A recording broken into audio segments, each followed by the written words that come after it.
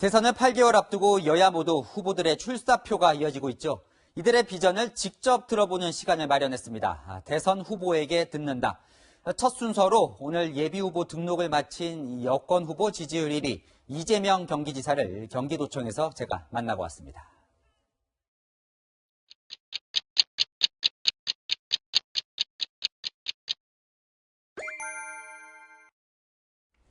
제가 이제 어릴 때 네. 공장 생활을 할 때는 잘 먹고 잘 살아야지 이게 네. 꿈이었는데 제가 82년에 대학을 가게 돼서 그때 어쨌든 사회 상황도 좀 그랬고 그때부터는 제가 이게 좀 이 사회가 좀 공정하게 네. 이제 뭐 사람들이 좀 희망 갖고 사는 그런 세상 만들자 네. 이제 이런 꿈을 가지고 이제 뭐 제가 발령 안 받고 네. 변호사 활동했고 또 시민운동 하다가 이제 정치 이제 개혁이 이루어져서 네. 큰 돈 안 들이고도 이제 네. 정치를 할 길이 열려서 이제 정치를 시작했습니다. 사실 이제 세상에는 정치가 사실 제일 중요한 역할이거든요. 네. 비난받고 불신받지만 사람들의 삶을 결정하는 이 자원을 배분하는 역할을 하지 네. 않습니까? 그래서 가장 이 사회에서 중요한 역할이고 우리가 꿈꾸는 기회가 공정하고 네. 또 자원이 또 효율적으로 배분되고 그걸 통해서 이제 사람들의 기회도 좀 많아지고 네. 그게 곧 성장이죠. 또 그 기회가 공정하게 배분돼서 사람들이 이제 꿈을 가지고 살 수 있는 그런 세상을 만들기 위해서 네. 제가 지금 더 조금 큰 도구, 더 나은 도구를 지금 열심히 찾고 있는 중입니다. 4년 전에 한 번 더 도전을 하신 적이 있는데 그 사이 이제 4년 동안 무엇이 조금 더 업그레이드라고 표현해도 될까요? 네. 어떤 준비를 좀 하셨습니까? 제가 실제로 저 자신을 최근에 좀 돌아보니까 많이 변했다는 생각이 들긴 합니다. 네. 근데 자세히 설명드리기는 어려운데, 그때는 이제 계곡의 모난 네. 돌이었다면, 지금은 강가의 그 호박돌, 부드러운 호박돌이 된 것 네. 같다는 그런 느낌이 좀 듭니다. 일단 좀 유연해진 측면이 있고요. 네. 좀 더 타인의 입장을 좀 많이 이해하게 된 것 같고. 4년 전보다. 네, 좀 넓게 보게 된 것 같기도 합니다. 네. 그러면 지사님 하면 사실은 사이다, 네. 그다음에 한다, 네. 추진력 이런 건 또 강점이고 또 역으로는 지금 이제 조금 네. 모난 걸 깎았다고 말씀하셨는데 조금 뭐 이게 불안하다, 사실 좀 예측이 네. 좀 안 된다 이런 사실 시각도 좀 있거든요. 네. 제가 이제 정책 결정은 매우 신중하게 이제 네. 모든 가능한 경우를 다 대비하고 이제 실패할 경우에 생길 수 있는 문제까지 검토해서 철저하게 준비는 합니다. 네. 그런데 그 과정 자체는 이제 우리 국민들께서 보실 때 안 보이는 것이고 네. 일단 결정하면 신속하게 또 강력하게 네. 이제 정책을 집행하다 보니까 이제 그것만 보이는 거죠. 네. 그래서 조금 과격하다고 생각하시는 분도 계시지만 그건 사실은 추진력의 네. 또 다른 면일 수도 있습니다. 불안하다고 하는 것은 제가 이렇게 말씀드릴 수 있는데요. 네. 뭐 말로 설명이 되겠습니까?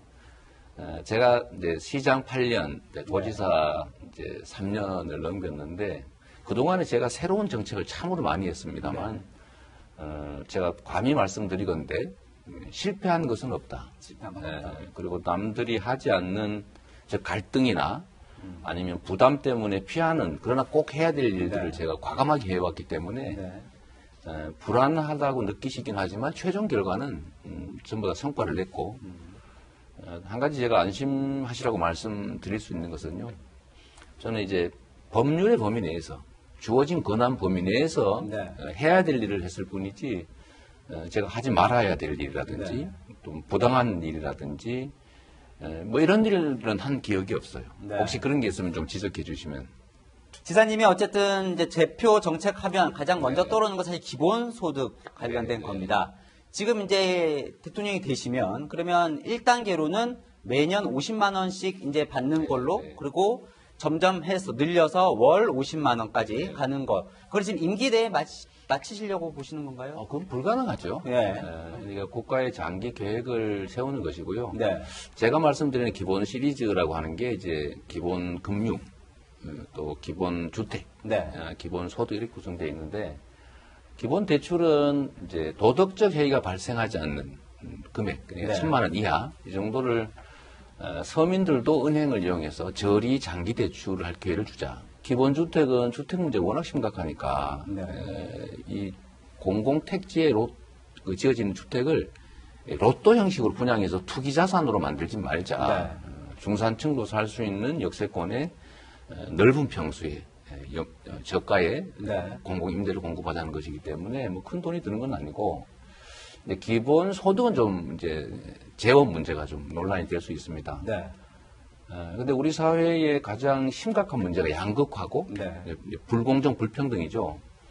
이 양극화가 문제가 되는 것은 저 사람은 잘 살고 나는 못 사니까 좀 기분이 안 좋다라는 이제 이런 감성적인 상대적 빈곤감 문제가 아니고 자원이 비효율적으로 배치되다 보니까 효율을 발휘하지 못하게 되죠. 그게 이제 저성장의 원인이 되거든요. 그래서 양극화도 일부 완화하고 또 한편으로는 그게 이제 지역화폐 형태로 지급해서 전액 소비가 되게 해서 이제 수요를 창출해서 경제 선순환에 도움이 될 수 있다. 문재인 정부에서 좀 아쉬운 부동산 정책의 어떤 부분이 조금 아쉬워서 이런 좀 상황이 왔다고 보십니까? 문재인 대통령께서는 제가 가지고 있는 이 생각과 똑같은 생각을 가지고 계시더라고요. 부동산으로 돈 벌 수 없게 하겠다. 공공택지에는 평생 살 수 있는 고품질의 공공주택을 임대주택을 공급하겠다. 부동산 시장에 대한 철저한 감독 기구를 만들라 했는데 문제는 이게 현장에서 집행이 안 되더라고요. 이게 관료의 저항이죠. 제가 보기에는 이 고위공직자들이 부동산을 많이 가지고 있습니다. 대놓고 집을 몇 채씩 가지고 있는 사람도 있잖아요. 근데 이분들이 집을 여러 채 가지고 있는 이유는 집값이 오르기 때문에 가지고 있겠죠. 이거는 부동산이 오른다는 확실한 증거예요. 시장이 볼 때. 그런데 지금부터 부동산 값을 잡겠습니다라고 정책을 그들이 발표하면 시장은 어떻게 받아들이냐면 이제 본격적으로 오르는구나 이렇게 받아들이는 거죠.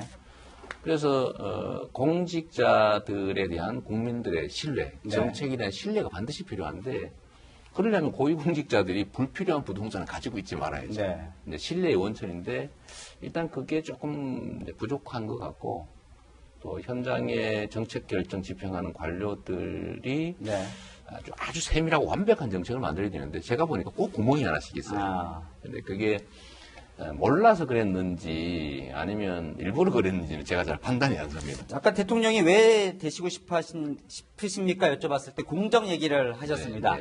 마침 또 뭐 어떻게 보면 경쟁자가 될 윤석열 전 총장도 공정을 들고 나왔는데 윤석열의 공정과 이 지사님의 공정 어떻게 좀 다르게 봐야 될까?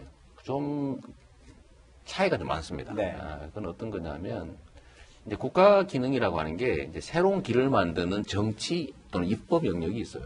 이거 길을 만드는 거거든요. 근데 이 만들어진 길을 잘 가게 하는 행정이라고 하는 게 있습니다. 근데 이걸 말고 이게 과연 질서를 유지하면서 잘 되고 있는지를 그 체킹하는 게 이제 사법이거든요. 또 사법도 아주 복잡한 여러 영역이 있는데 그 중에서 이제 윤 전 총장께서 하시는 일은 이 대열에서 이탈을 하거나 대열을 훼손하는 사람들을 집어내서 왜 그랬어? 라고 벌을 주는 역할을 하신 거예요. 그러니까 이 국가 기능 중에 우리 그 홍준표 그 의원께서 말씀하시는 것처럼 정말로 많은 중에 일부 그 중에서도 이제 과거에 대해서 제재하는 좀 네거티브한 과거 좀 지향적인 측면이 있죠.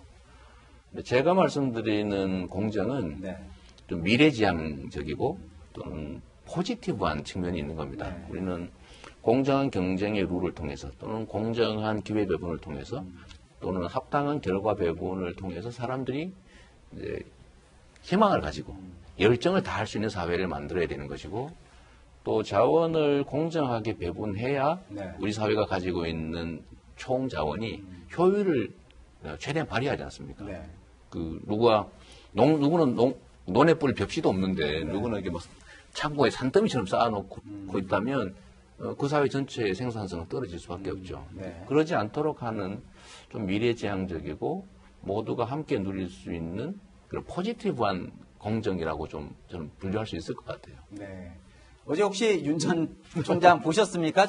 정치 이제 참여 선언하는 장면을? 직접은 못 봤고 이제 저녁 때 이제 그 영상들 좀 봤죠. 어때요? 뭐 포장지라고 하셨는데 좀 속을 알 수 있으셨습니까? 그래도 본인이 직접 나오셔가지고 네. 아주 오랜 시간 이제 기자들, 그러니까 국민의 대리인, 언론인들의 질문을 또 받고 네. 그래서 즉답을 또 많이 하시는 걸 봤는데 네. 근데 처음 이제 본인이 한번 드러내신 거잖아요. 네. 제가 볼 때는 좀 미래에 관한 말씀을 많이 하셨으면 어땠을까 이런 생각을 좀 했습니다. 네. 주로 이제 과거 얘기더라고요. 이렇게 야당의 또는 네. 야권의 후보를 하시겠다는 거니까 뭐 그건 기본적으로 네. 불가피할 텐데 그래도 좀 우리 사회가 미래에는 어떻게 가야 될지를 네. 주로 좀 많이 말씀하셨으면 어땠을까 그런 생각이 들었습니다. 어쨌든 이제 대통령이 되시려면 경선이라는 벽도 네. 넘어야 됩니다. 이제 등록하셨으니까. 근데 뭐 여러 보도도 있지만 당내에서 이제 지사님은 뭐 네. 응원하는 세력만 있는 건 아니고 안티 세력들도 분명히 네. 있을 텐데 뭐 흔히 말하는 그게 주류라고도 평가를 하던데요. 네. 어떻게 좀 극복을 하실 생각이십니까? 원래 그래 제가 전에도 그 말씀 한번 네. 드렸는데 당은 그야말로 많은 다른 생각을 가진 집단의 네. 모임, 집합체지 네. 군대처럼 상명하복하는 네. 하나의 생각만 하는 네. 조직이 아니다. 네. 이 조직과 당은 정말 다른 겁니다. 네. 본질적으로 생각이 다를 수밖에 없고 네. 또 입장이 또 다른 사람들이 모여 있는 곳이기 때문에 네. 갈등이 있고요. 이 갈등이 있기 때문에 역동성도 생기는 것이고 네. 또 발전성도 있는 거죠. 네. 저를 반대하는 분들이 분명히 있죠. 네. 뭐 없을 수가 없지 않습니까? 제가 신도 아닌데. 네. 다만 제가 보기에는 그건 뭐 여러 가지 입장들이 다르니까 그런 것이 보고요. 이제 그분들 설득하고 네. 또 당을 최대한 하나의 입장으로 수렴은 해 가는데 네. 통일시키는 건 불가능하고 또 그렇게 해서는 안 됩니다. 이건 잘못하면 독재당이 되죠. 네, 네. 그럼 뭐 저는 그냥 자연스러운 현상이라고 보고 끊임없이 설득하고 네. 또 당은 국민 속에 있는 것이기 때문에 네. 당은 국민의 뜻을 따라야 하고요. 네. 또 당도 보면 당원이 있고 네. 고위 이제 당직자 또는 정치인들 있지 않습니까? 그렇죠. 여기도 사실은 당원 내 전체적인 뜻을 따라가야죠. 네. 근데 지금은 사실 약간 반대로 되어 있는 측면이 있어요. 네. 그런 건 좀 앞으로도 우리가 국민 중심의 정당, 당원 네. 중심의 정당으로 네. 좀 대전환을 할 필요는 있습니다. 자, 이것도 한번 여쭤볼게요. 그 당 경선 얘기니까 네. 사실 이런 얘기들을 합니다. 혹시 뭐 경선만 끝나고 나면 네. 이 정부와 좀 차별화를 너무 시도할 거 아니냐라는 당원들의 의견들이 많이 게시판에 올라오는 것 같던데요. 현 정부와의 관계는 어쨌든 이게 지금 정권 교체가 아니라 정권 재창출이 민주당의 네. 흐름이라고 본다면 어떻게 봐야 될까요? 저는 뭐 이거를 차별화라든지 네. 나는 뭐 아무 관계 없어요 이렇게 하는 건 옳지 않다고 봐요. 네. 그게 뭐 선거 전략으로 필요할지는 모르겠는데 네. 저도 사실은 대한민국의 가장 큰 4분의 1이 넘는 광역단체장을 민주당 당원으로서 민주당의 공천을 받아서 일하고 있지 않습니까? 그래서 저도 민주당 정권의 일원이고 네. 또 사실 문재인 정부의 한 구성원이기 때문에 네. 관계 없습니다. 이렇게 해서는 안 될 것 네, 같고요. 네. 당연히 함께 만들어서 또 함께 운영하는 정부기 때문에 네. 제가 공은 또 승계하고 네. 또 과는 버리고 네. 부족한 것은 더 하고 네. 필요한 것은 또 더 채워 넣어서 네. 다른 새로운 정부를 만들어야죠. 네. 똑같은 게 이어지면 안 되잖아요. 이거 네. 선거의 본질에서 벗어납니다. 네. 그 토대 위에서 더 나은 새로운 정부를 만들어야 되겠죠. 그래서 제가 그런 말씀 드리는데요. 네. 다름은 있다. 네. 달라야죠. 지금 바꾸자고 하는 판인데 네. 다만 달라야 되는 건 분명한데 네. 일부러 네. 차별화 차별화. 이런 건 없다. 그리고 다름은 있으나 차별화는 없다. 제가 그래서 네. 말씀드린 거죠. 네, 이제 뭐 큰 길 이제 시작하셨는데 저희 채널의 시청자분들에게 마지막 인사를 한번 해주시죠. 네. 긍정적으로 봐주시고요. 우리 사회가 좀 더 공정하게 또 좀 더 성장하는 그런 사회로 가면 좋겠고 제가 지금까지 해왔던 것처럼 앞으로도 열심히 하겠습니다. 감사합니다.